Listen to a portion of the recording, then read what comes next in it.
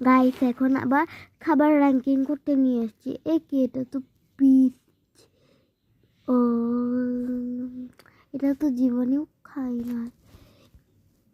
এটা দি মনে হয় দেখতে মজা হবে।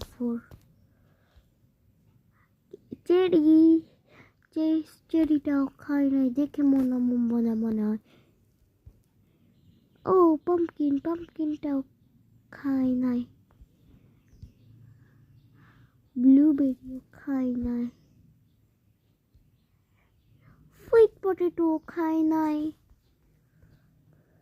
চকলেটটা খাইছি একদিন। চিজটাও খাই নাই। অ্যাপলটাও খাই নাই। ক্রিমটা খাইছি। পিচের এটা কি, এটাও খাই নাই।